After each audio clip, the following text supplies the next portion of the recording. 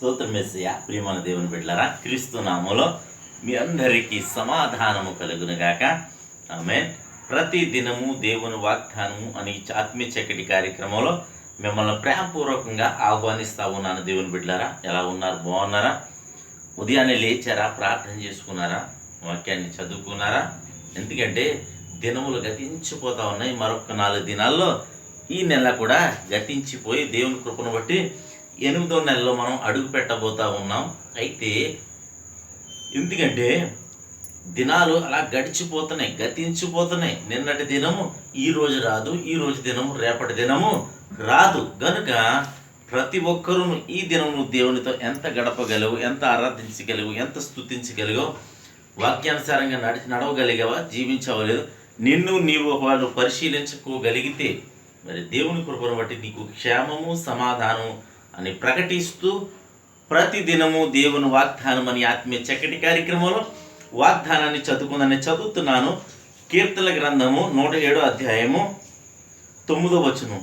ఏలయనగా ఆశగల ప్రాణమును ఆయన తృప్తిపరిచి ఉన్నాడు, ఆకలి కొనిన వారి ప్రాణమును మేలుతో నింపి ఉన్నాడు. దేవునికి స్తోత్రం. హల్లెలూయా.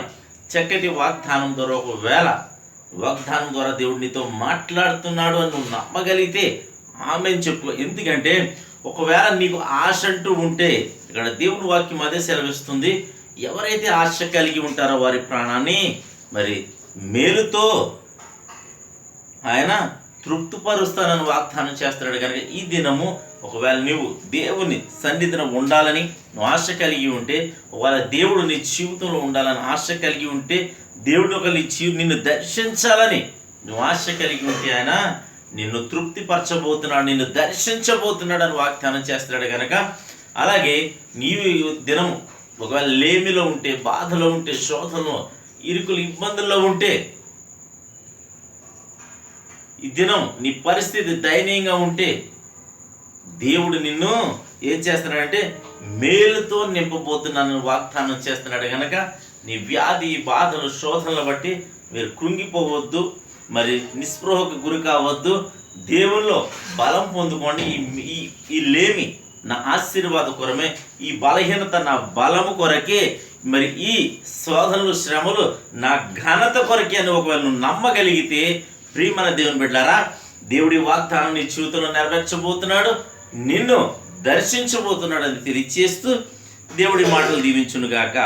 ఆమెను ప్రార్థన చేసుకుందాం. స్తోత్రము తండ్రి, వందనాలు యేసయ్యా. ప్రతి దినము దేవుని వాగ్దానం అని ఆత్మీయ చక్కటి కార్యక్రమంలో తండ్రి మీరు ఇస్తున్న వాగ్దానం ప్రతి ఒక్కరి జీవితాల్లో ఉన్న తండ్రి మీరు నెరవేర్చమని ప్రార్థిస్తున్నాను.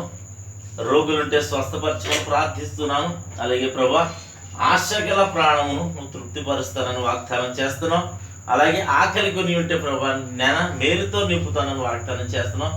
నా ప్రభా నీ కృపనే ప్రభా ఉంచమని ప్రార్థిస్తున్నాను. ప్రభా, ఎంతమంది యూట్యూబ్ ద్వారా, షేర్ చాట్ ద్వారా, ఫేస్బుక్ ద్వారా ప్రార్థనలు వారందరి జీవితాలు వాగ్దానం నెరవేర్చమని ప్రార్థిస్తున్నాను. తండ్రి నీకు స్తోత్రాలు, అద్భుతాలు చేయమని, సమస్త కీడులు ప్రతి ఒక్కరిని తొలగించమని ప్రార్థిస్తున్నాను. అలాగే దినం ప్రభా నాయన పుట్టినరోజు కానీ పెళ్లి రోజు కానీ జరిపించుకుని వచ్చిన ప్రతి బిడ్డకి క్షేమాన్ని, సమాధానాన్ని సంవత్సరం అంతా దయకిరీటం ఉంచమని, ఈ దినం బిడ్డలు చెయ్యి ప్రయాణాల్లో, ప్రయత్నాల్లో, రాకపోకల్లో సమస్తములో ఉన్న తండ్రి మీరే ఉండి మహిమ పొందమని యేసు నామమున అడుగుచున్న పరమ తండ్రి, ఆమేన్. నేను నమ్ముతున్నాను ప్రియమైన దేవుని ప్రభు మీతో మాట్లాడి మిమ్మల్ని బలపరిచారు నమ్ముతున్నాను. కనుక దయచేసి ఈ వీడియోని మీరు ఈ యూట్యూబ్ పరిచయాన్ని మీరును మరి ఆదరించండి, అలాగే మరి ముందు కొనసాగించండి. తద్వారా మరి దేవుడు మీకు మేలు చేస్తాడు. లైక్ చేయండి, షేర్ చేయండి, ఛానల్ సబ్స్క్రైబ్ చేసుకోండి. దేవుడు నిన్ను కుటుంబాన్ని దీవించును గాక. ఆమేన్.